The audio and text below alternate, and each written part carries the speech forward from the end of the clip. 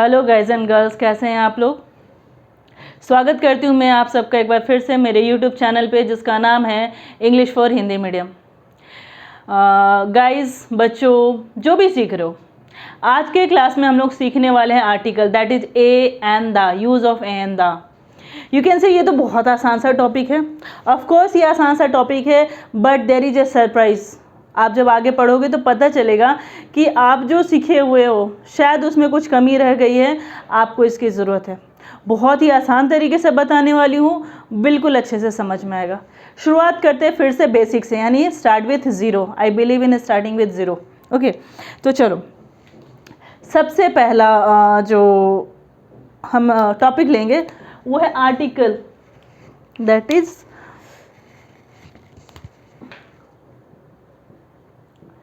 कितने आएंगे आर्टिकल। तो हमें आर्टिकल 3 पढ़ने हैं, ए, एन एंड द। आर्टिकल हमको 3 ही पढ़ने हैं। आप ए, एन, द, इन दोनों का आप एक साथ भी लिख सकते हो, यानी कि आप इसको ऐसे भी लिख सकते हो, ए एन और द।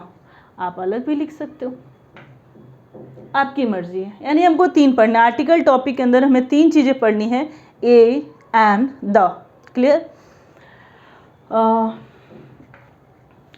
और एक और बात मैं बता दूं, अगर आप हायर ग्रामर को पढ़ रहे हो तो article comes under the topic determinant.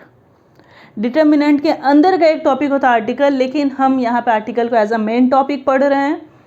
देखते हैं क्या होता है। देखो, जब भी मुझे किसी एक सिंगल चीज़ को दिखाना, सिंगल नाउन को दिखाना है, तो हम या तो ए यूज़ करेंगे या फिर एन यूज़ करेंगे। अगर चीज़ों को सिंगल दिखाना है, एक दिखाना है, तो या तो हम ए यूज़ करेंगे या फिर एन यूज़ करेंगे। यानी इन दोनों का यूज़ किसके लिए करते हैं हम? सिंगल नाउन के लिए, राइट। सिंगल नाउन के लिए करेंगे और सिंगल नाउन से पहले करेंगे। तो फिर फ़र्क क्या आता है ए और एन में? दा को अभी मैंने छोड़ दिया, इसका दूध बात, इसको थोड़ी देर बाद पढ़ते हैं, ठीक है। तो ए और एन को हम सिंगल नाउन मतलब जैसे कि एक किताब, बहुत सारी किताब है, वहाँ ए या एन नहीं लगने वाला है। बहुत सारे सामान रखे, वहाँ ए या एन नहीं लगने वाला है। ए या एन जब भी लगेगा सिंगुलर नाउन, यानी कि एक के साथ लगेगा, वन के साथ। ए भी वन के साथ लगेगा, एन भी वन के साथ लगेगा। तो फिर दोनों में फ़र्क क्या है? तो याद कीजिए बचपन में आपको क्या पढ़ाया गया था। आपको बचपन में पढ़ाया गया था भावेल, यानी कि ए, ई, आई, ओ, यू। इस भावेल से अगर कोई शब्द शुरू हो रहा है, इस भावेल से अगर कोई शब्द शुरू हो रहा है, तो उसके साथ हम लगाते हैं एन। ये हमने बचपन में पढ़ा था। कुछ हद तक ये सही भी है, लेकिन क्या ये पूरी तरह से करेक्ट है? नहीं, ये पूरी तरह से करेक्ट नहीं है। This is the twist I am going to tell you today, कि हमको ये नहीं देखना है कि जो सिंगुलर नाउन मेरा शुरू हो रहा है वो भावेल से शुरू हो रहा है कि नहीं शुरू हो रहा, ठीक है। इसमें हमको देखना कुछ और है। क्या देखना है? थोड़ी देर में आपको पता चलने वाला है। सबसे पहले ये आपको पता चल गया कि ए किसके साथ लगाना है, एन किसके साथ लगाना है, और दा किसके साथ। तो दा की तो कहानी ही बिल्कुल अलग है। ए और एन, अगर कोई नाउन सिंगुलर है, सिंगल है, एक है, तो उसके साथ हम लगाएंगे ए या एन। ओके, नाउ अब यहाँ पर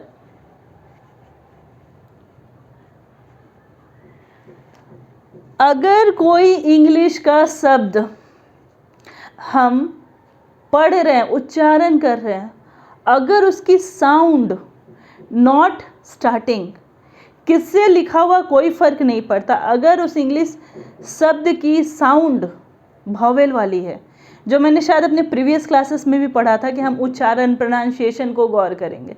तो अगर किसी शब्द की साउंड, किसी वर्ड के साउंड उच्चारण करने में भावेल वाली आ रही है, अ, आ, ई, ए, उ, अगर ये भावेल वाली उच्चारण आ रही है, भावेल साउंड से शुरू हो रहा है, तो हम उस सारे सिंगुलर नाउन के साथ एन लगाएंगे। और अगर किसी शब्द का उच्चारण कॉन्सोनेंट साउंड यानी भावेल साउंड नहीं है, ऐसे समझ लो, इतना दिमाग नहीं जोड़ डालना है, जो भावेल साउंड से शुरू हो रहा है उसके आगे एन लगाना है, जो भावेल साउंड से शुरू नहीं हो रहा है उसके आगे ए लगाना है। अगर कोई शब्द उच्चारण में, वर्ड उच्चारण में भावेल शब्द से शुरू हो रहा है, साउंड उसकी भावेल वाली आ रही है तो एन लगाएंगे, अगर भावेल वाली साउंड नहीं आ रही है तो ए लगाएंगे। एग्जाम्पल के लिए देख लो, अगर मैं बोलूँ काऊ डैश काऊ, ठीक है, तो जब मैं काऊ बोलूँगी तो गौर करो क हमारा स्वर वर्ण यानी भावेल नहीं होता है, तो इसके आगे लगाएंगे ए काऊ। अगर मैं बोल दूँ डॉग, और ए और एन दो ऑप्शन है, तो हम क्या लगाएंगे यहाँ पर, ए लगाएंगे। Well and good. अगर वर्ड लगा दिया अम्ब्रेला,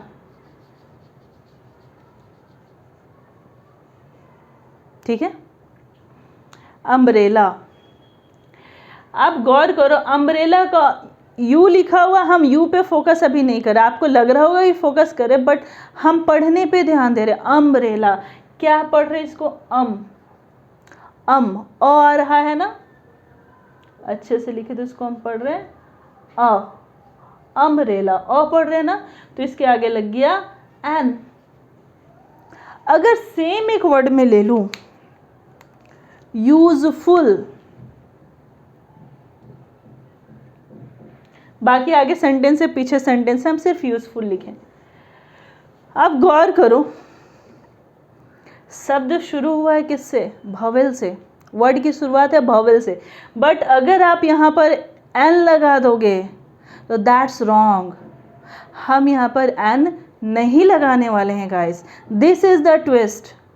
हमको वर्ड नहीं देखना, हमको वर्ड का उच्चारण देखना। इसका उच्चारण क्या हम कर रहे हैं, तो इसका उच्चारण हम कर रहे हैं यूजफुल, यूज य, और यह हमारा भावेल नहीं होता, अ आ ई ए उ, अ आ ई ए उ, ये 5 भावेल उच्चारण जनरली आते हैं। तो यू मेरे भावेल में नहीं आता है, तो the cow is a useful animal या एन यूजफुल एनिमल। अगर आपने एन कर दिया तो आप खा गए गच्चा, वो गलत हो जाएगा। तो यहाँ पे सेंटेंस क्या होने वाला है, the cow is a useful animal.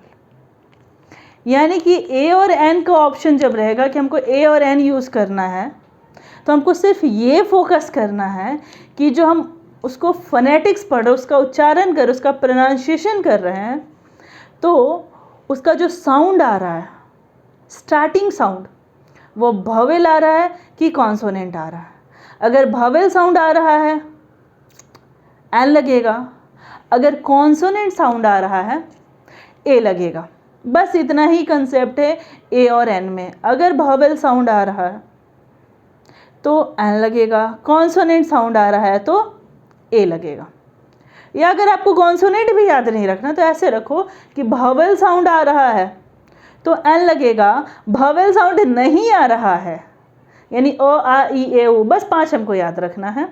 अगर ये 5 साउंड आया तो एन लगाएंगे, ये 5 साउंड नहीं आया तो ए लगाएंगे। चलिए कुछ एग्जाम्पल देख लेते, फिर आप बताइएगा। कुछ एग्जाम्पल है, इसको एक एक करके डिस्कस करें कि कहाँ क्या लगेगा। पहला है गर्ल, गर्ल ग, जब हम इसको उच्चारण करें, मैं एक बार भी जी नहीं बोल रही हूँ कि जी से शुरुआत हो रहा, मैं ये बोल रही इसका उच्चारण देखना। मतलब जो ब्रेन में कंसेप्ट बैठा हुआ है ना कि हमको भावेल के लेटर को देखना, वो कंसेप्ट को हटाना है। इस कंसेप्ट को डालना ही नहीं कि हमको भावेल लेटर देखना, इट्स अ रॉन्ग कंसेप्ट, ठीक है। और अगर आप इस कंसेप्ट को समझ गए तो ये आपको ना केवल जूनियर लेवल पर, ये आपको कॉम्पिटिटिव एग्ज़ाम में भी काम आने वाले। आप एसएसबी की एग्ज़ाम दे रहे हो, आप एसएससी की एग्ज़ाम दे रहे हो, आप सीटेट की एग्ज़ाम दे रहे हो, ये वहाँ भी काम आने वाला है, ये हर जगह काम आने वाला है। ठीक है, तो आप सिंपली ये याद रखोगे कि जो हम उच्चारण कर रहे हैं वो भवेल से कर रहे हैं कि कॉन्सोनेंट से। मेरी उच्चारण की शुरुआत भवेल से हो रही है कि कॉन्सोनेंट से, और कुछ नहीं। ठीक है, तो पहला गर्ल, ग, गर्ल, ग से शुरुआत हो रहा है ना, गर्ल का उच्चारण ग से शुरुआत हो रहा है। तो ये क्या है, ये भवेल नहीं है, अ आ ई ए उ में नहीं है। ठीक है, तो यहाँ क्या लगेगा, ए, गर्ल। ठीक है, दूसरा है बॉय, बॉय, ब से शुरुआत हो रही है। जब ब से शुरुआत हो रही है तो यहाँ पे हम क्या लिखेंगे, ए बॉय।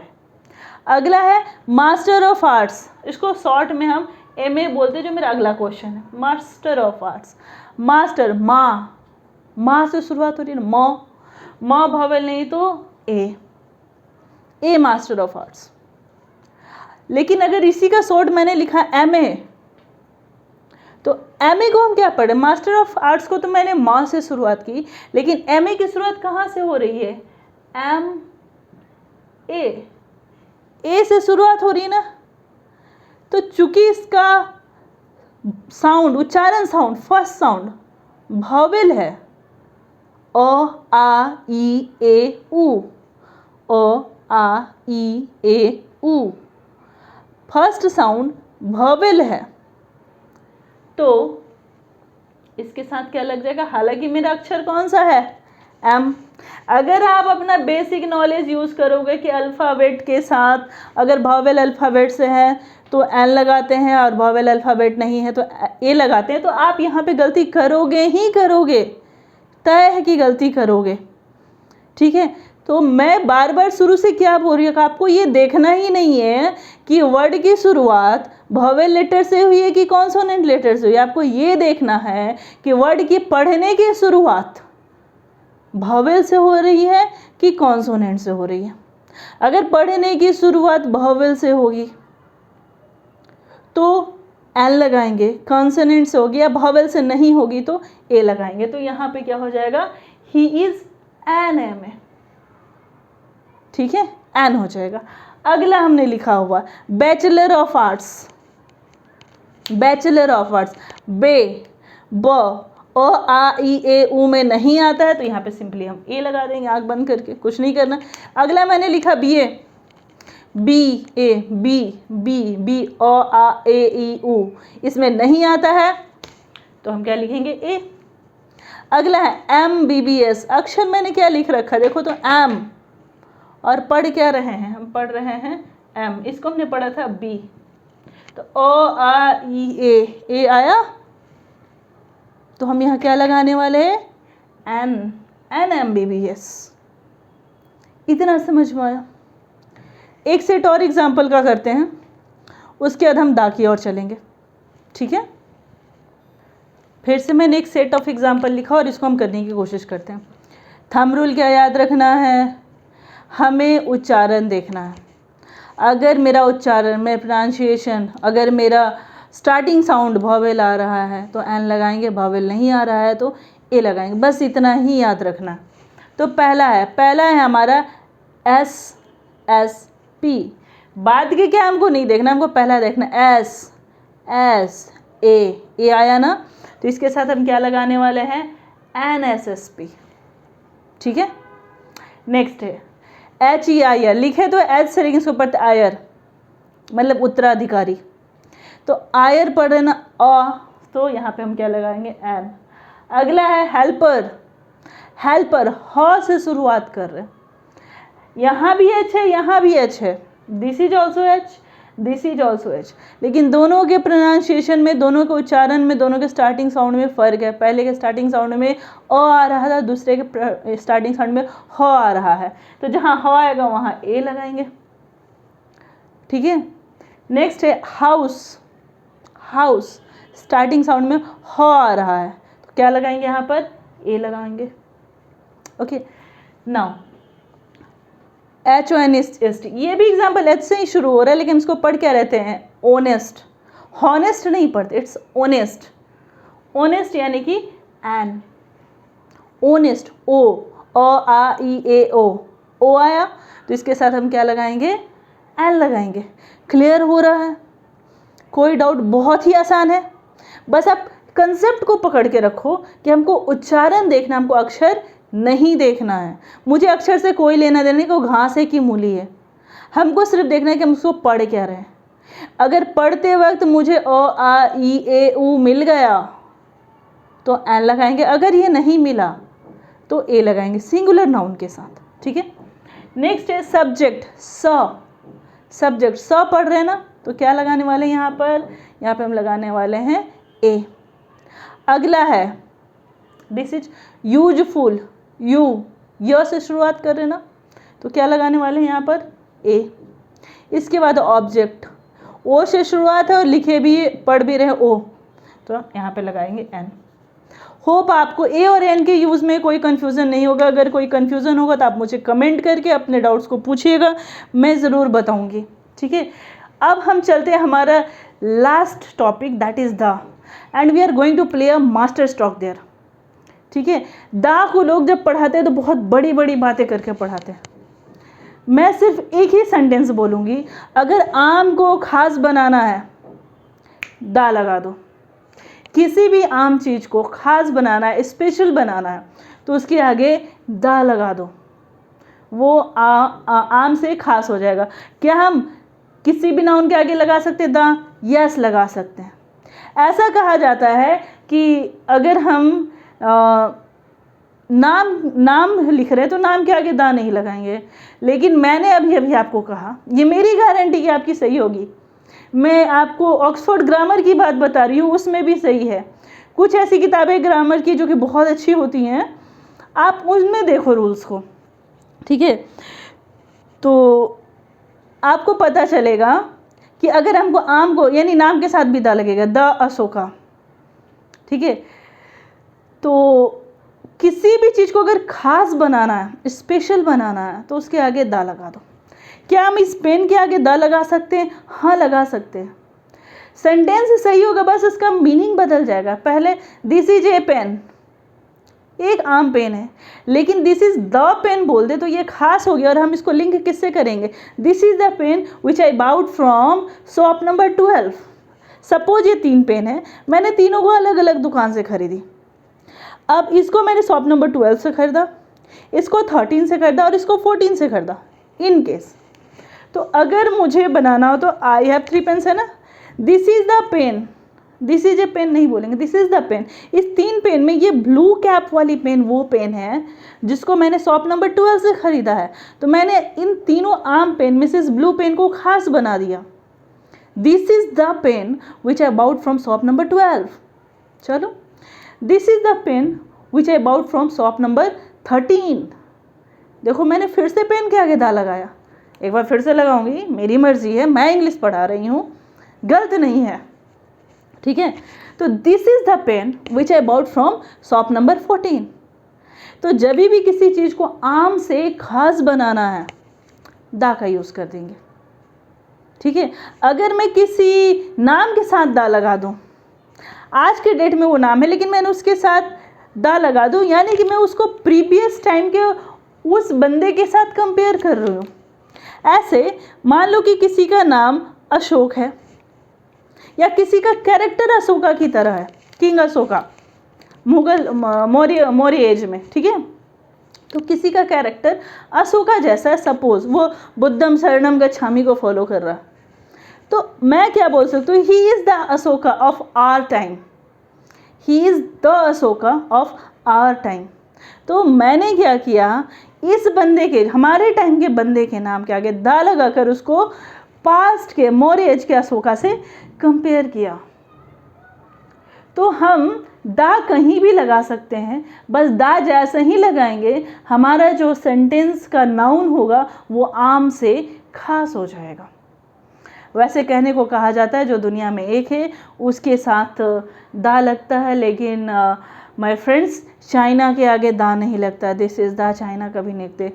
द इंडिया होता है, द यूएस से होता है, द यूके होता है, लेकिन द चाइना नहीं होता। क्यों नहीं होता? आप मुझे कमेंट में बताओगे कि हम द चाइना क्यों नहीं करते। ठीक है, द के कुछ एग्जाम्पल करके उसको समझ लेते हैं। मैंने एक सेंटेंस लिखा, एक में मैंने लिखा दा काऊ, दूसरे में लिखा ए काऊ। बताओ इनमें से कौन सा गलत है? इफ़ यू आस्क मी, दोनों ही सही है, बस दोनों का मतलब चेंज हो जा रहा है।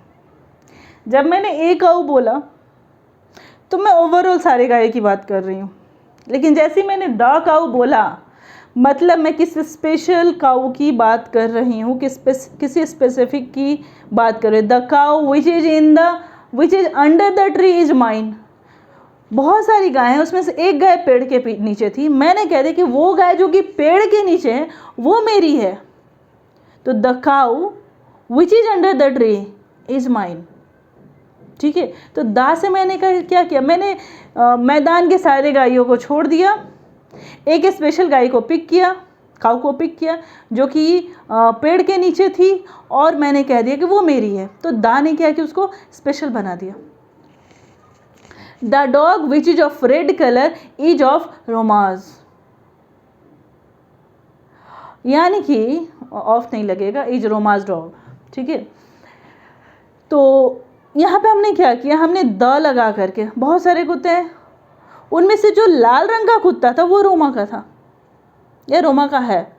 ठीक है, तो मैंने द लगा करके फिक्स कर दिया कि मैं सिर्फ उस कुत्ते के बारे में बात कर रही हूँ जो कि लाल रंग का है, बाकी से हमको कोई लेना देना नहीं। तो द हम कहाँ लगा सकते हैं, किसी भी चीज़ को अगर हमें आम से खास बनाना है, फिक्स करना है, स्पेशल दिखाना है, अपना अधिकार दिखाना है, अपना पोजीशन दिखाना है, उसके आगे हम दा लगा देंगे।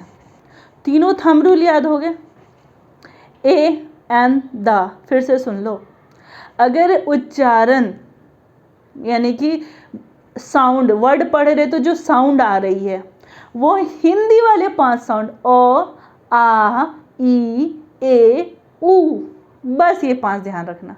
ठीक है, अगर उच्चारण भवेल साउंड आ गए तो एन लगाएंगे। मुझे ये बिल्कुल नहीं देखना है कि अक्षर की शुरुआत कॉन्सोनेंट से है कि भवेल से। अक्षर एम से शुरू हो, एस से शुरू हो, एफ से शुरू हो, कोई लेना देना नहीं है।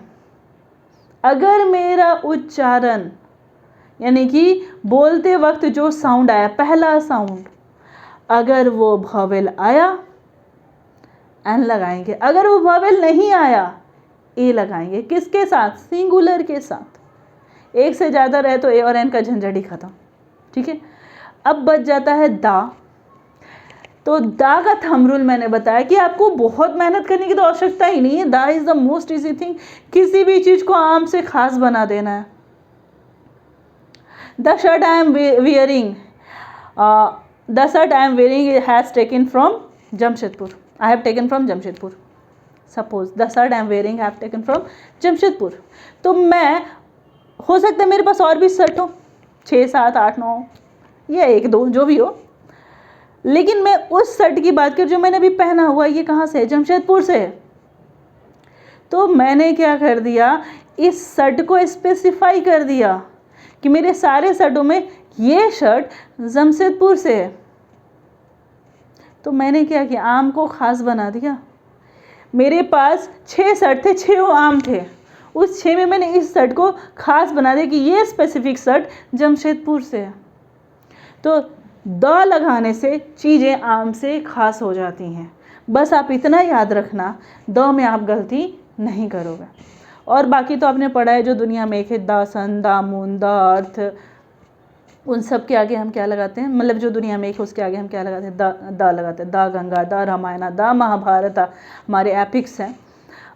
तो जितने भी हमारे एपिक्स की बात कर लूँ, इधर मैं साउथ इंडियन एपिक्स की बात कर लूँ या फिर नॉर्थ इंडियन एपिक्स की बात कर लूँ या कोई भी एपिक की बात कर लूँ, अगर वो स्पेशल है अपने आप में तो उसके आगे द लगा देंगे, और जो स्पेशल नहीं है उसे स्पेशल बनाना है तो फिर हम द लगा देंगे। तो ए एन द का यूज़ समझ में आया आपको? बस और मैं 2 मिनट या 3 मिनट आपका टाइम लूँगी।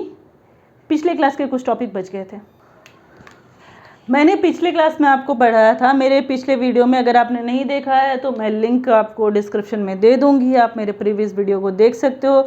सिंपली मैंने छोटे छोटे सेंटेंस को इंग्लिश में बनाना बताया था, कोई ख़ास बात उसमें मैंने डिस्कशन किया नहीं था। तो उसमें मैं एक था वाला को कंप्लीट करना भूल गई थी, आवाज़ इन हरी, सो आई कुडंट कंप्लीट दैट। आज की क्लास में इसे कंप्लीट कर रही हूँ। तो अगर वाक्य के अंत में है, हूँ, हो है और वो टेंस नहीं है, यानी इसमें वर्ब यूज़ नहीं, हेल्पिंग वर्ब की बात नहीं करूँ, मेन वर्ब जैसे खाना पीना वगैरह यूज़ नहीं किया, सिंपल एक लड़का है, यह राम है, वह सीता है, तुम अकबर हो, अगर इस तरह के सेंटेंस है तो उसके लिए इज के साथ मैंने बताया था क्या होगा, ही, सी, इट, नेम, इन सब के साथ लगेगा ही। आई के साथ एम, एकदम स्पेशल, आई, मैं स्पेशल हूँ, ठीक है, एवरीवन इज स्पेशल, तो आई के साथ लगेगा एम। और आर के साथ जितने भी प्लूरल बच गए, वी, यू, नेम्स, दे, सब के साथ आर लग जाएगा, ठीक है। ये मैंने पिछले क्लास में बता दिया था। छूट गया था मेरा टॉपिक वाज और वेयर। अगर था के सेंस में यूज हो, एक लड़का था, वह मोहन था, यह सीता थी, यह आम था, वगैरह वगैरह, था के सेंस में, थी के सेंस में, अधिकार वाला नहीं, नॉर्मल था क्या, अधिकार के लिए हैड लगता है, वो मैं बाद में बताऊंगी, हैव, हैज, हैड एक साथ पढ़ाऊंगी, ठीक है। तो अगर इसके सेंस में यूज हो, था के सेंस में, तो हम वाज और वेयर लगाएंगे। अगर प्लूरल है, प्लूरल मतलब we, you, names, they, we, you, names, they, तो इन सब के साथ हम लगा देंगे वर। वेयर नहीं पढ़ते, इसको पढ़ते हैं वर, ओके। और सिंगुलर के साथ लगाएंगे वाज, यानी आई के साथ वॉज लगेगा, ही, सी, इट, और कोई एक नाम रहा तो वाज लगेगा, ठीक है। जैसे कि यह मोहन था,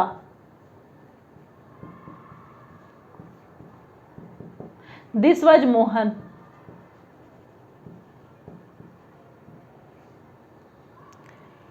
वह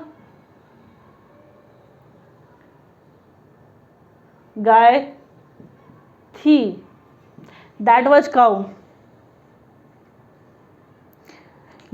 वह लड़की थी, सी वाज गर्ल। तो जब भी था, थे, थी के सेंस में यूज़ करेंगे, वाज वेयर यूज़ होगा। वेयर का यूज़ हम प्लूरल के साथ करेंगे, प्लूरल में आ जाता है we, they, you, names. Singular में आ जाता है I, he, she, it, name, single name. अगर आई के साथ वर यूज़ करें तो गलत है क्या, नहीं, ठीक है। आई के साथ वर यूज़ करते हैं और काफ़ी अच्छे तरीके से करते हैं, ठीक है। कैसे यूज़ करते हैं, क्या ट्विस्ट करते हैं, आपको हायर ग्रामर्स में पता चलेंगे। Since we are in the basic, तो मैं अभी इसको डिस्कस नहीं कर रही हूँ। होप आपको आज की वीडियो पसंद आई होगी।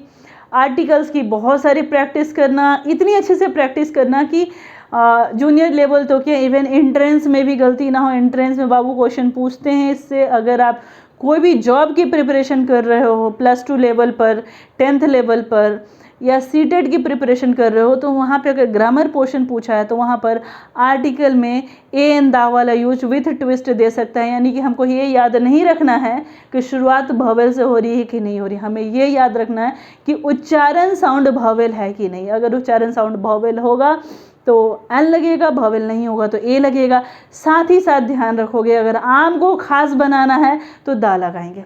आज के क्लास में इतना ही।